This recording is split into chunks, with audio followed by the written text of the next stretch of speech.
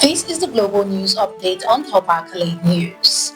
Tonight, past struggles, broken system, and moments of resilience define our world. From Washington gridlock to Gaza's despair, and from Brazil's diplomacy to Taylor Swift's cultural dominance. Here's what's making headlines. U.S. Senate feels fifth time to end government shutdown. Political uncertainty intensifies as Lecornu meets party leaders. Brazilian president urges Trump to lift tariffs. U.S.-Venezuela standoff intensifies.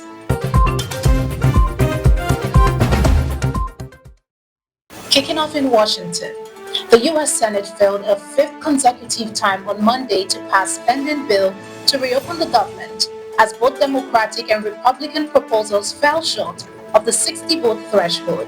President Donald Trump reiterated threat of mass federal employee layoff, but signaled willingness to negotiate with Democrats who insist any funding measures must protect healthcare subsidies and Medicaid programs, while Republicans push for a clean funding bill. The standoff has followed thousands and sparked public frustration, with polls showing Americans largely blaming both parties. As the shutdown drags on, the nation faces the stark reality that government gridlock can be just as damaging as any natural disaster. Now let's cross the ocean to a nation on the brink. Outgoing French Prime Minister Sébastien Lecornu began 2 days of emergency discussions on Tuesday with members of various parties following his shock resignation on Monday after his short-lived government was rejected by allies and opponents alike. Tasked by President Emmanuel Macron to explore possible solutions by Wednesday evening, Lecornu is meeting with leaders of conservative-led Republicans and centrist Renaissance parties, while Macron faces limited options amid a fractured parliament and calls for oppositions to either dissolve the legislature or resign. As France grapples with its deepest political crisis since 1958, the nation is reminded that in politics, even the president with power cannot always control the chaos he inherits. Meanwhile, across the Atlantic, diplomacy is making cautious progress. Brazilian President Luis Lula da Silva directly appealed to U.S. President Donald Trump to remove punitive 40% tariff on Brazilian goods and lift sanctions on Brazilian officials during a 30-minute phone call. Both leaders agreed to appoint senior negotiators to resolve trade tensions. They also discussed potential future meetings, including the ASEAN Summit in Malaysia and Brazil's COP30 climate conference, aiming to restore decades-long diplomatic and economic relations. In a world where trade wars can escalate with a single call, dialogue is always the first line of defense. Now to a standoff eating up closer to home. Venezuelan President Nicolas Maduro announced that his security forces prevented a planned false flag attack targeting the U.S. Embassy in Caracas, reportedly orchestrated by extremist sectors of the local right to provoke conflict with Washington. The embassy, closed since 2019, was reinforced after intelligence from domestic and international sources warned of the threat. The revelation comes as U.S. President Donald Trump has halted diplomatic outreach, escalated a military presence off Venezuela's coast, and expanded lethal authority against suspected drug traffickers in the Caribbean. Critics warn the move could amount to extrajudicial targeting, while Maduro appeals to Pope Leo for peace. In a region already bristling with tension, the real danger may not be bombs, but the politics that seek to light them. You're watching the Global News Update on Top Accolade News. Do stay with us. Still to come.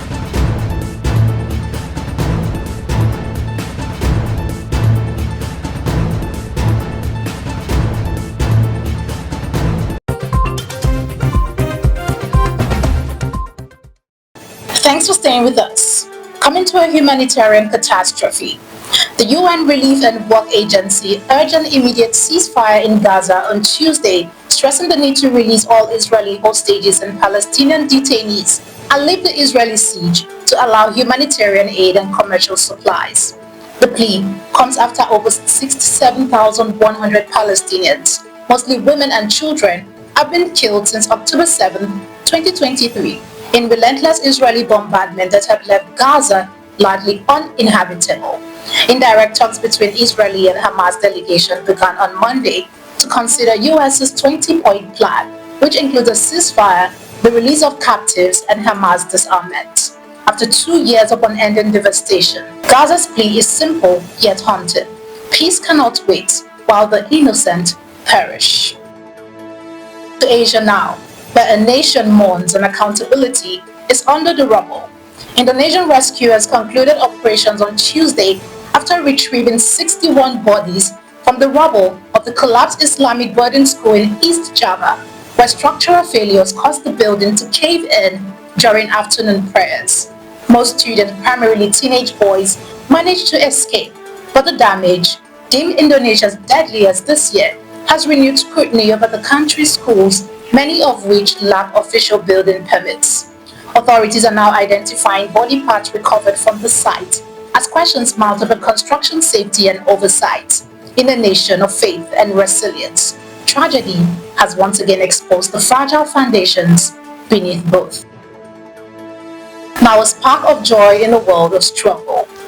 Taylor Swift's The Life of a Showgirl has stumped to the top of global charts, selling 304,000 copies in the UK and a staggering 2.7 million in the US since Friday, her biggest debut yet and the largest since Adele's 25 in 2015.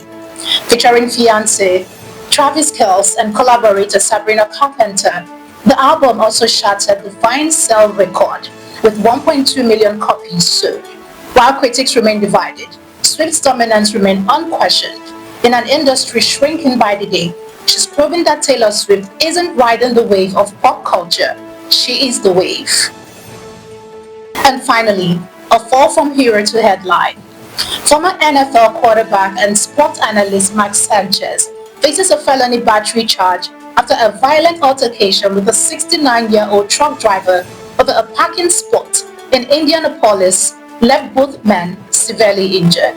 Prosecutors said new evidence, including surveillance footage, shows Sanchez initiated the confrontation while intoxicated before being stabbed multiple times in self-defense.